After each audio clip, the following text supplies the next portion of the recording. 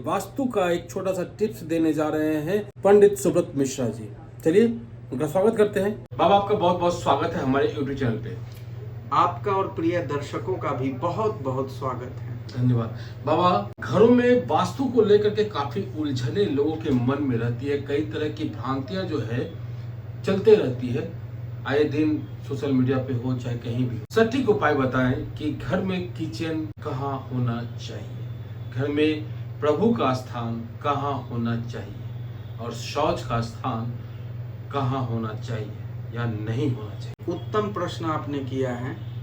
देखिए, हम किसी भी गृह का जब निर्माण करते हैं तो आप नए सिरे से बना रहे हैं तो उस मकान में वास्तु का ध्यान अवश्य दीजिए, क्योंकि गलत तरीकों से आप घर बना रहे हैं तो भी उतना ही खर्च लगेंगे और उचित तरीकों से आप घर बना रहे हैं तो भी खर्च उतने ही लगेंगे। इसलिए नए सिरे से घर बना रहे हैं तो वास्तु शास्त्र पे अवश्य ध्यान दें और किसी वास्तु ज्योतिर्विद से, वास्तुविद से, वास्तुशास्त्री से परामर्श लेके उचित स्थानों पे सारे चीज को डालें। लेकिन अब बात आती है कि जब आप रेंट में रहते हो, कहीं बाहर भाड़ा लेके रहते हो, तो वहाँ अगर वास्तु के अनुसार हर एक चीज उचित स्थान पे है तो अति उत्तम, नहीं तो जैसे मिला उसी में आपको जीवन यापन करना पड़ता है।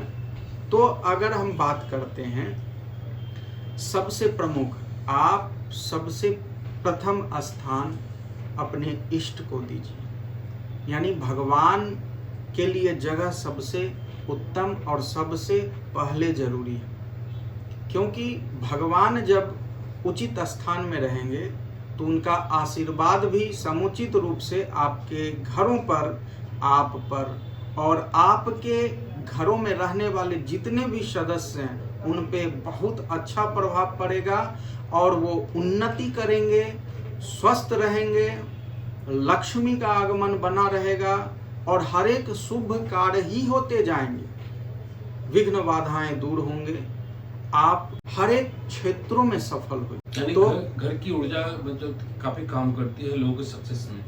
एकदम, क्योंकि आप जिस जगह रहते हैं उसके पर्यावरण की ऊर्जा आपको प्रभावित करती है। तो आप जिस घर में रहते हैं उस घर की ऊर्जा भी आपके ऊपर प्रभावशील है, चाहे आप रूम रेंट लेके रह रहे हो या आपका व्यक्तिगत अपना घर क्यों ना, या आप एक दिन के लिए क्यों नहीं किसी होटल में जा रहे हैं, तो आप जिस कक्ष में, जिस रूम में, जिस महल में, जिस गृह में आप रह रहे हैं उसकी ऊर्जा आपको प्रभावित करती ही है। तो हम बात करते हैं कि आप सर्वप्रथम देव स्थल का चयन करें। तो देखिए, पूर्व की दिशा और उत्तर की दिशा, इस दोनों दिशा के बीच वाली दिशा जिसको नॉर्थ ईस्ट बोलते हैं, इस दिशा को ईशान्य दिशा बोलते हैं। वास्तु पुरुष का सर इसी दिशा में है, अर्थात आप जब भी पूजा गृह बनावे तो इसी दिशा में पूजा स्थल बनावे और पूजा करते वक्त आपका मुख पूर्व की ओर हो या ईशान की ओर हो या उत्तर अभिमुख हो। तो तीन दिशाओं में आप पूजा कर सकते हैं। बेस्ट आपका पूर्व है और ईशान है। लेकिन किसी कारणवश आप रूम रेंट में रह रहे हैं या पहले से घर बना चुके हों और उचित स्थान पे पूजन स्थल नहीं हो, देव स्थल नहीं हो, तो आप जिस कक्ष में ही अगर भगवान को रख रहे हैं तो उसी कक्ष में भगवान का स्थान पूर्व और उत्तर के मध्य ईशान कोना में ही स्थापित करिए। किसी कारणवश अगर आपका शयन कक्ष भी वही हो और मजबूरी बस अभावता के कारण पूजा का भी स्थान उसी रूम में देना हो, तो सोते वक्त भगवान को अवश्य ढक के रखें। मतलब कि ईशान कोण, उत्तर पूर्व कोना में भगवान का घर होना चाहिए। ये हुआ प्रथम जो आप भगवान को स्थान दे दिए, उचित स्थान। द्वितीय बात आती है भोजन, क्योंकि भोजन तो आपको नित्य प्रतिदिन चाहिए, भगवान के लिए भोग चाहिए, खुद के लिए भोजन चाहिए। तो द्वितीय चीज घर में जो है वो सबसे अत्यंत प्रमुख चीज, यानी भंडार, यानी किचन, जहाँ पे भोजन बनता है। तो किचन रूम, यानी किचन रूम का वास्तुशास्त्र में बहुत प्रमुख स्थान है। तो किचन में चूंकि अग्नि हम जलाते हैं, पकाते हैं, तो जहाँ पे अग्नि है वहाँ मंगल देव का वास होता है। ऐसे भी है कि पूर्व में सूर्य उगते हैं और दक्षिणायन होते हुए पश्चिम में डूबते हैं, इसीलिए पूर्व और दक्षिण के बीच वाले कोना को आग्नेय कोण बोलते हैं। इसी स्थान पे आप किचन कक्ष बनाइए, भोजन कक्ष बनाइए, और भोजन पकाने वाले जो भी स्त्री हैं उनका मुख प्रयास करिए कि सदैव पूर्व के दिशा में ही हो। ये सबसे उत्तम दिशाएं होती है, पूर्व की दिशाएं। अगर आप बात करते हैं अभाव या मजबूरी, या पहले से आप बना चुके हैं, अगर पहले से बन चुका है तो तोड़फोड़ की समस्या, तोड़फोड़ करना भी एक वास्तु दोष ही होता है।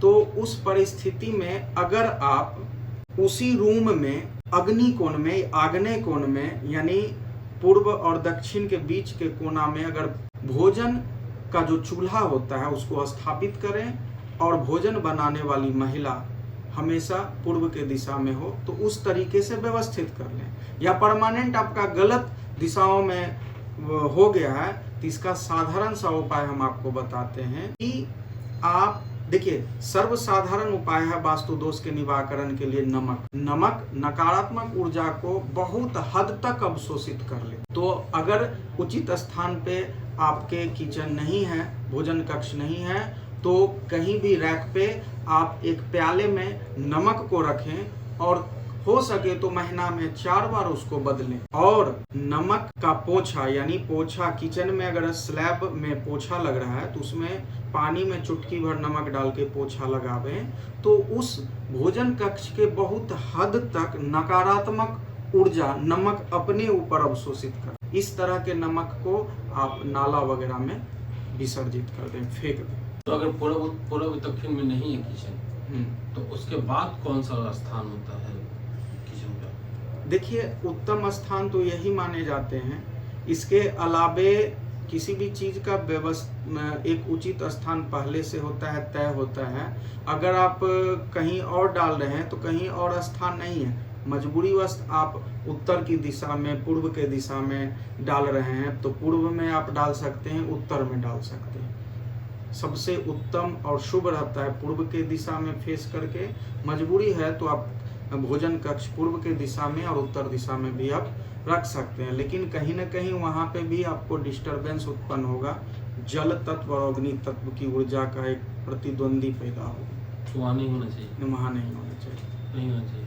तो मतलब बेस्ट वही है। हाँ, और कोई उपाय नहीं तो फिर नमक दीजिए। हाँ, हाँ, या फिर किचन में अगर रूम में ही बनाना है तो रूम में बना दीजिए। अब हम बात करते हैं कि भोजन कर लिए, अब मल का त्याग करना है, तो यानी शौचालय और उस मल को जमा करने के लिए सेप्टिक टैंक। तो देखिए, शौचालय को आप जब निर्माण करते हैं, अगर बना रहे हैं, तो उसका उचित स्थान ये है कि दक्षिण दिशा से नैऋत्य कोण होते हुए और पश्चिम दिशा के मध्य तक ये जो स्थान होता है, ये होता है मल त्याग करने का स्थान।